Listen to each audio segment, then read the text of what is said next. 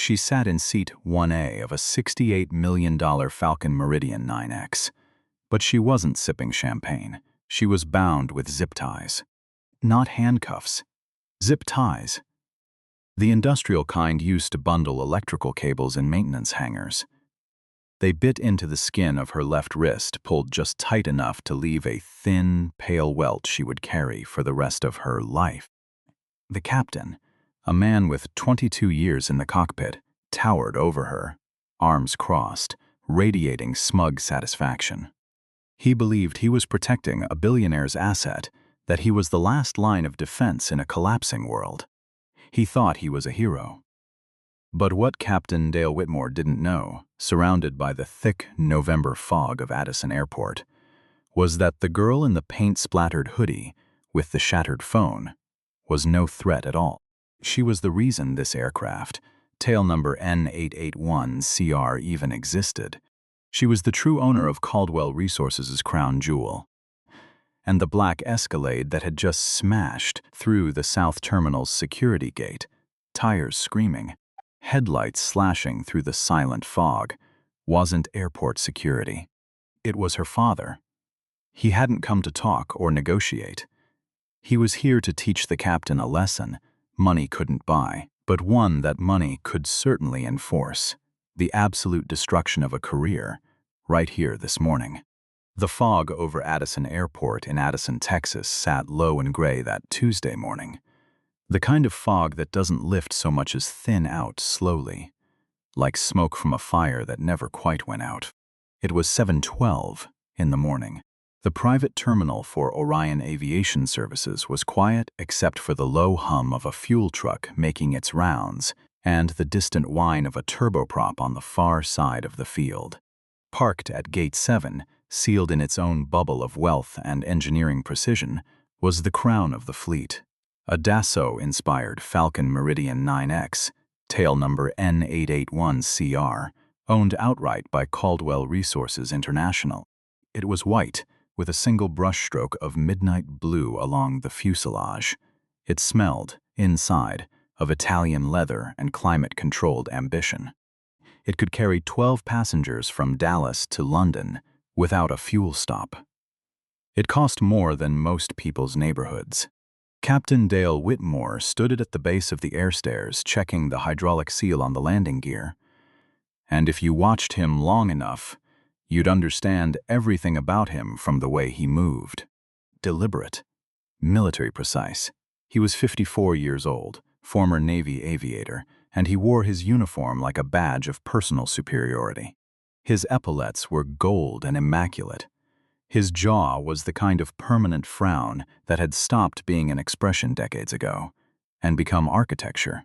He had built his career on the belief that the world was divided into two categories of people: those who belonged in certain spaces and those who did not. And over 22 years, no one had ever made him reconsider where he'd drawn that line. "Hartley," he said into his radio, voice clipped and flat. "Confirm cargo manifest. I want it on my tablet before wheels up." "Already sent it, Cap." The voice of First Officer Marcus Hartley crackled back from inside the cabin. "Everything's squared. We're ahead of schedule." "Then find something to recheck," Whitmore said. "Early is the baseline, not the achievement." He clicked off the radio and scanned the tarmac the way he always did, slow and methodical. The scan of a man who believed the world owed him a threat to neutralize. He'd read the security briefings. He'd attended the seminars. He knew about tarmac infiltrations, about activists and opportunists, and people who'd do anything to get close to a private aircraft. He was not a man who got caught off guard, or so he believed. Through the fog, a figure appeared from the direction of the FBO's side exit. Not the catering crew, not the fuel attendant. A person walking on foot, alone, heading toward the aircraft with a casual, unhurried pace that struck Whitmore as the single most suspicious thing he'd seen in years. Because people who belonged on this tarmac never walked like that. They walked with purpose. They walked with awareness. They walked knowing every step was being watched.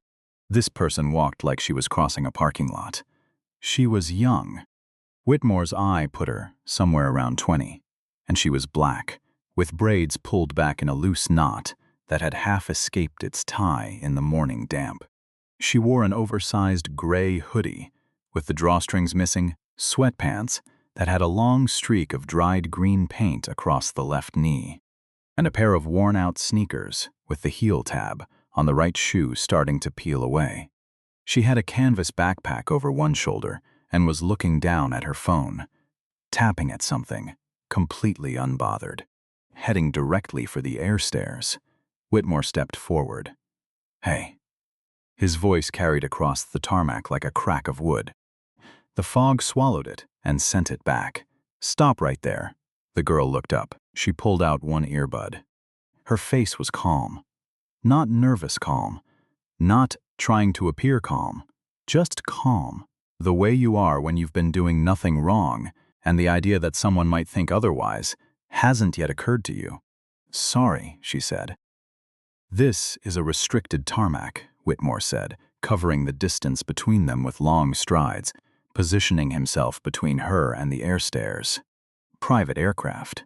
Authorized personnel only. How did you get past the gate?" "The lady at the FBO desk let me through," she said. "She scanned my ID and waved me out." "Your ID?" He said. "It's the way someone says checkmate." "Yes, I'm on the manifest." "My name is Amara Caldwell. This is my father's plane. I'm flying with the advance team, too." "Your father's plane?" He repeated it again. Same tone, no change in expression. He looked at her once, head to foot, the kind of look that isn't really looking, but rather confirming what the mind already decided before the eyes moved. "And your father would be?" "Elliot Caldwell," she said, "of Caldwell Resources. His name is on the tail." There was a pause. Half a second. Whitmore knew that name. Everyone in Texas private aviation knew that name. Caldwell Resources was one of the largest independent energy infrastructure companies in the country, headquartered 40 minutes north in Plano. Elliot Caldwell was worth somewhere north of $4 billion, depending on the quarter, and he had been the sole client of Orion Aviation Services for the past 6 years. Whitmore looked at the girl again, the hoodie, the sweatpants, the peeling sneaker.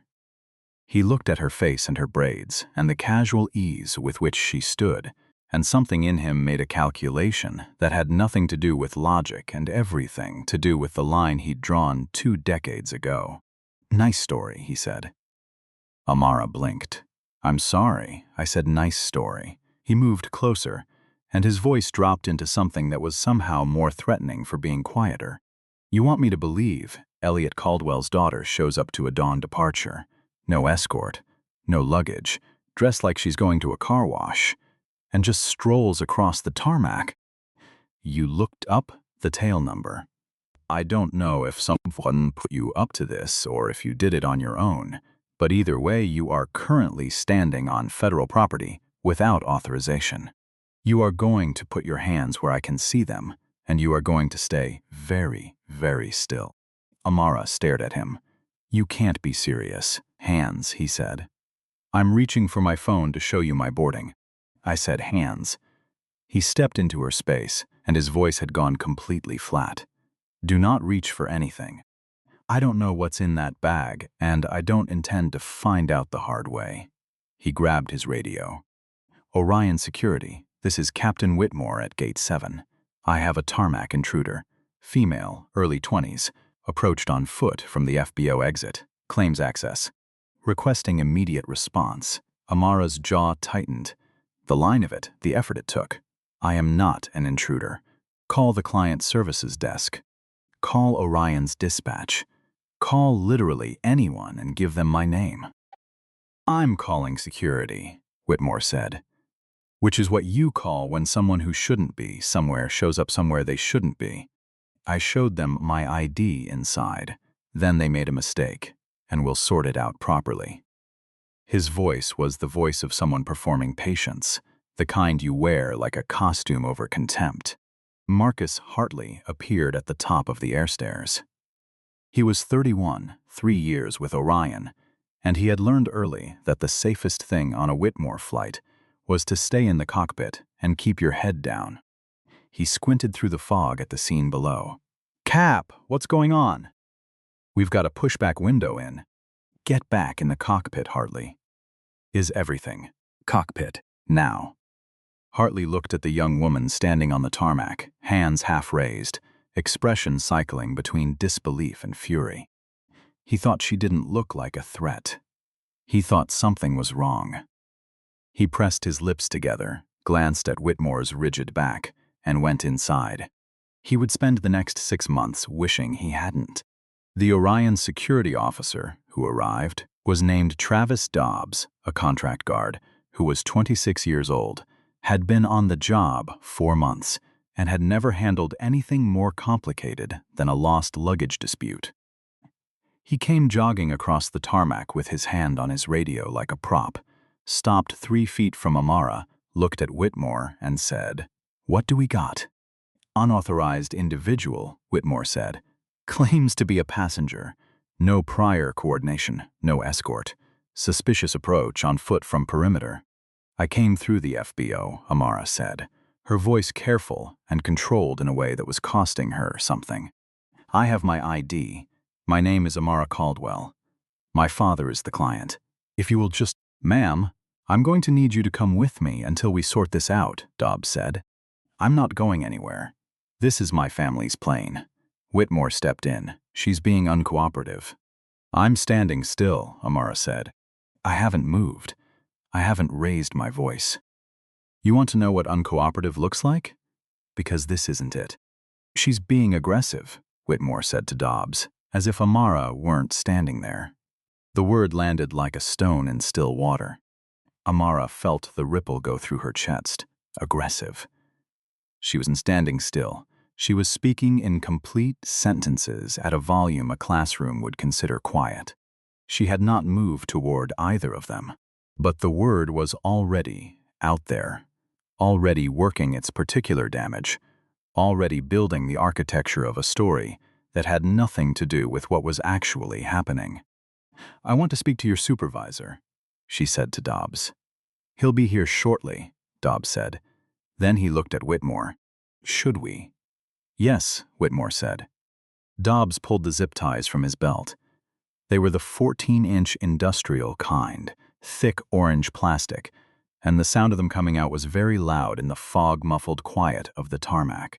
Amara took a step back. "Do not zip tie me." "Ma'am, this is standard security procedure for unverified. I am verified." "The woman at the desk verified me. I have a government-issued ID, and my name is on the manifest of this aircraft. If you put those on me, you are making a mistake that is going to cost you both significantly more than this moment is worth." She said it quietly. Not as a threat, as a fact. The same tone you'd use to point out that a stove burner is still on. Whitmore leaned toward Dobbs and said, barely audible, "Secure her." Later, when the lawyers asked Travis Dobbs why he had proceeded, he would say that he panicked. That Captain Whitmore was a senior figure of authority in that space, that he hadn't known what else to do, that he was sorry. He would say sorry for the rest of his professional life. The zip tie went around Amara's left wrist.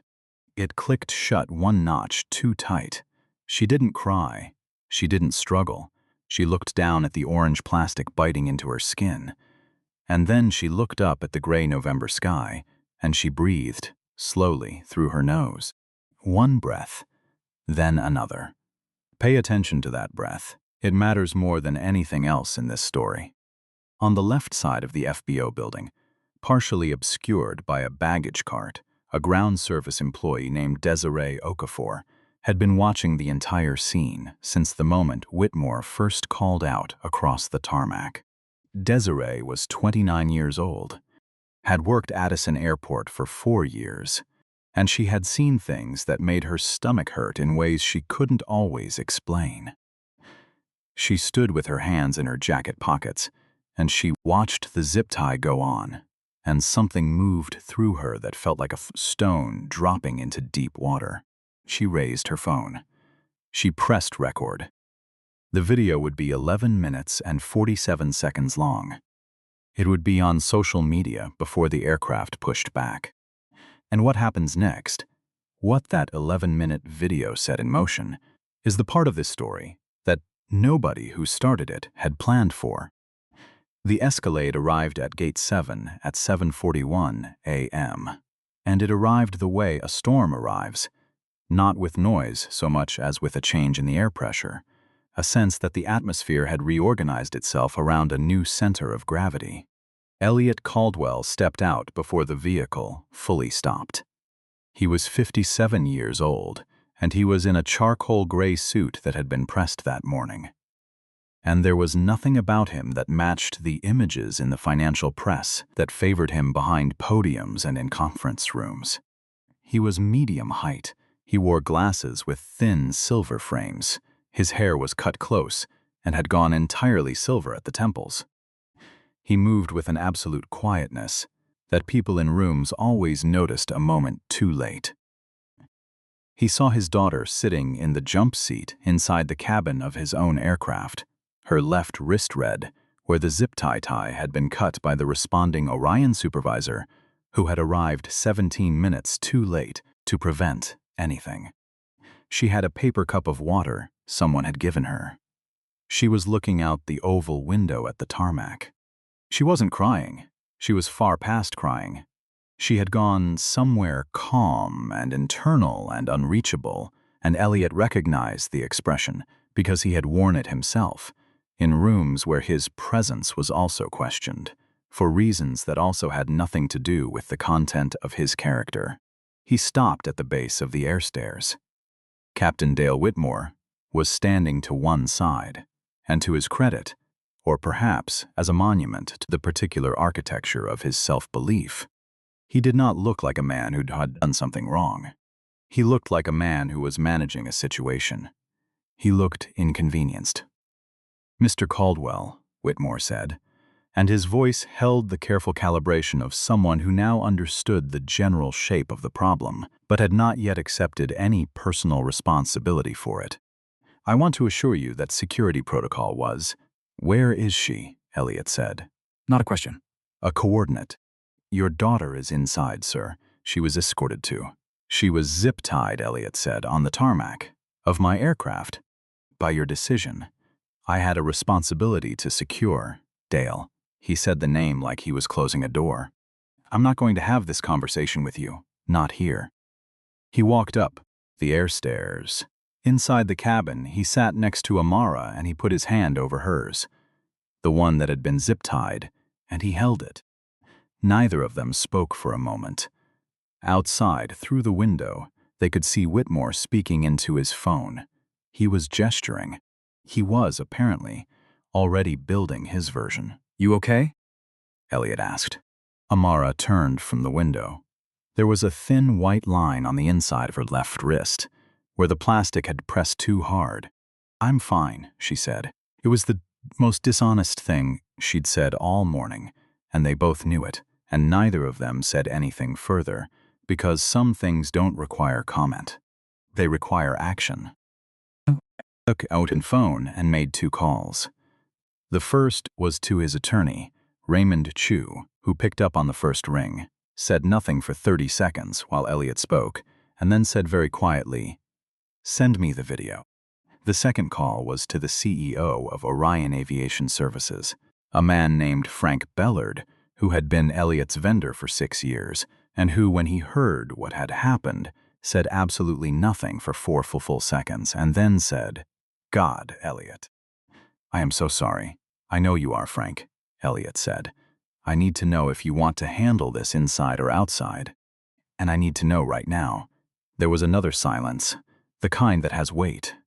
"Inside," Bellard said. "Please. Then you have until noon."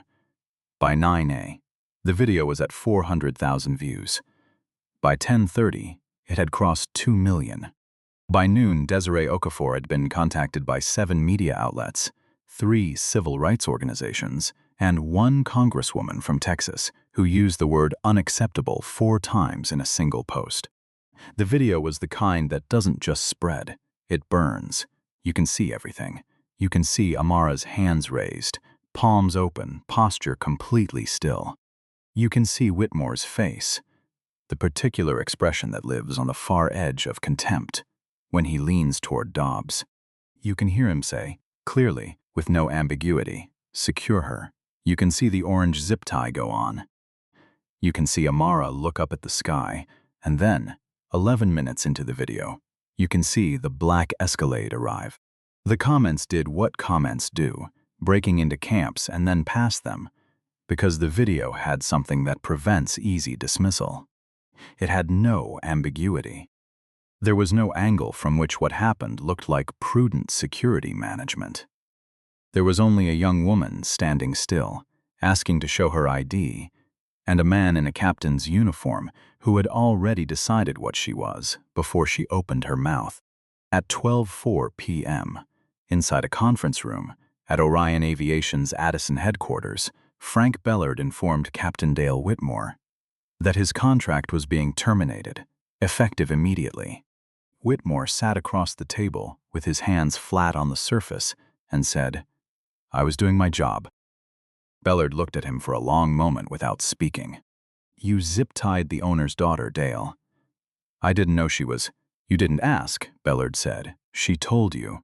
Multiple times. You didn't ask because you had already decided.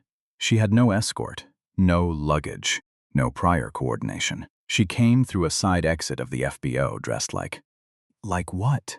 Bellard asked. Whitmore stopped. The room was very quiet. "Dressed like what, Dale?" Whitmore's jaw worked. Nothing came out. "There is no protocol," Bellard said quietly. "That covers what you did. And you know that. And the reason you can't say what she was dressed like is because you know exactly how it sounds. You knew how it sounded when you did it. You just thought no one was watching. Someone was watching." Whitmore left the building at 1:17 p.m.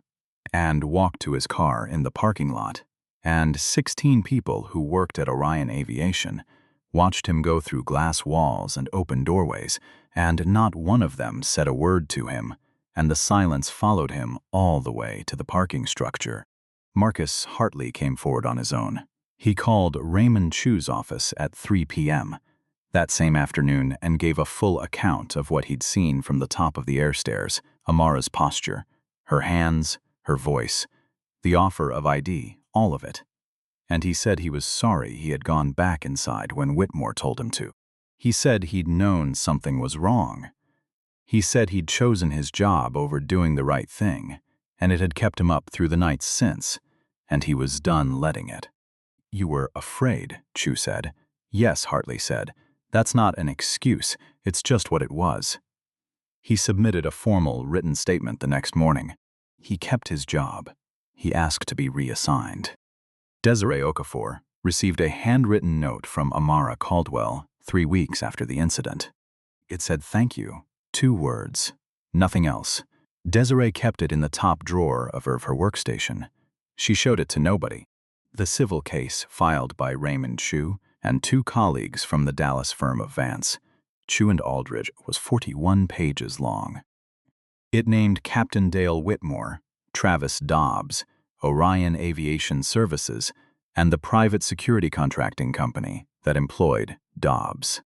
It included the video, medical documentation of the wrist abrasion, a clinical psychologist's account of the emotional impact, and depositions from 3 Orion employees, who confirmed that Whitmore had a documented pattern of challenging passengers and crew members he deemed, in his own words, inconsistent with the client profile.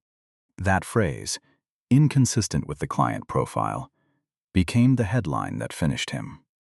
Because in discovery, Raymond Chu found the history.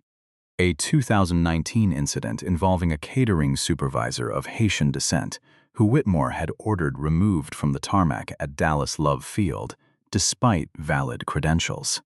A 2021 incident in which Whitmore had questioned a client's guest, a black woman in business casual attire, for standing near the aircraft door before departure. Neither complaint had gone anywhere at the time. Both had been filed internally, reviewed internally, and quietly filed away, where they couldn't inconvenience anyone. They were not quiet anymore.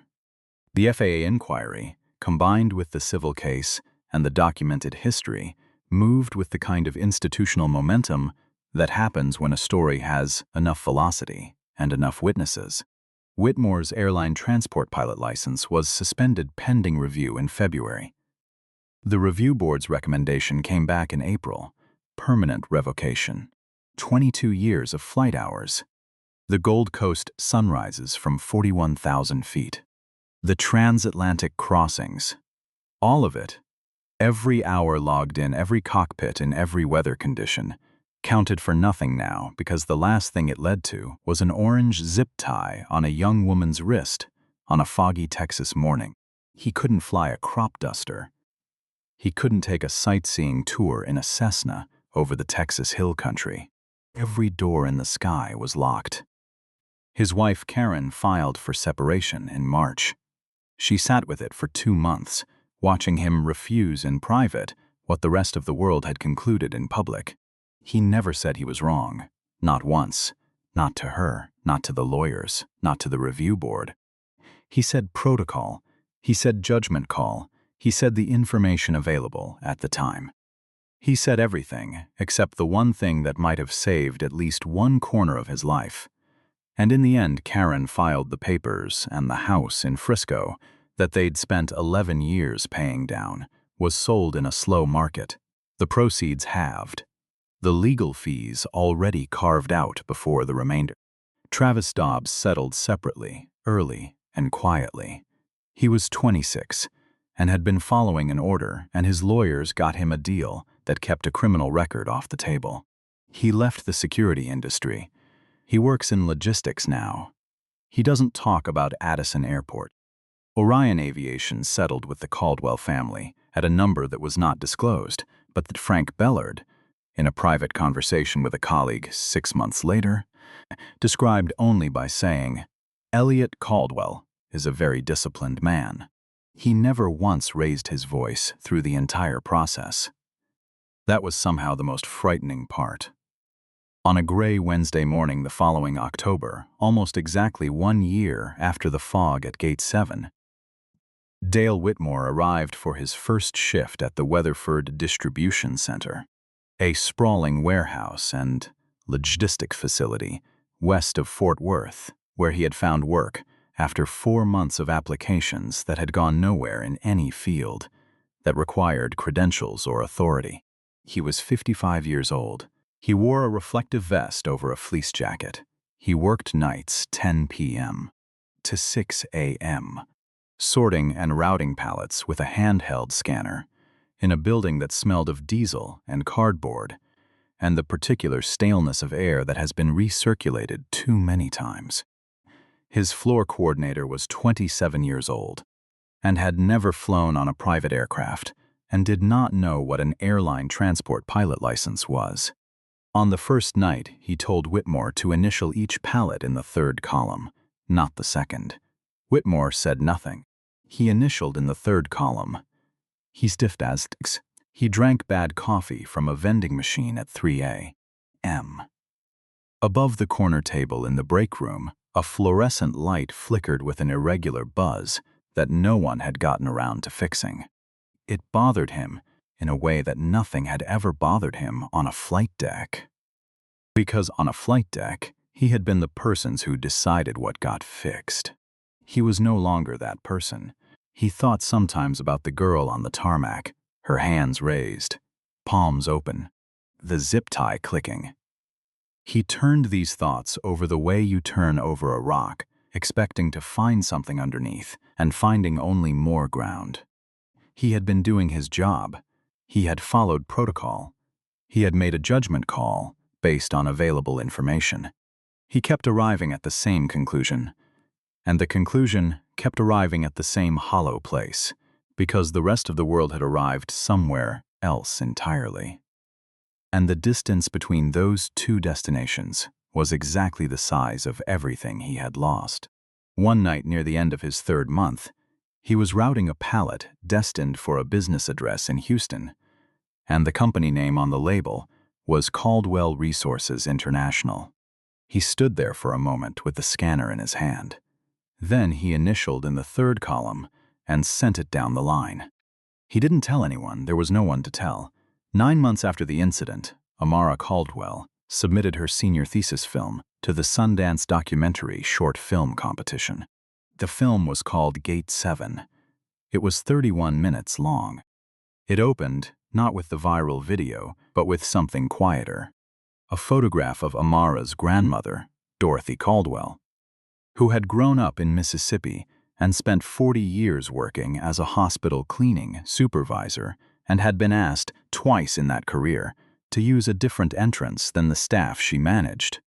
The photograph was black and white.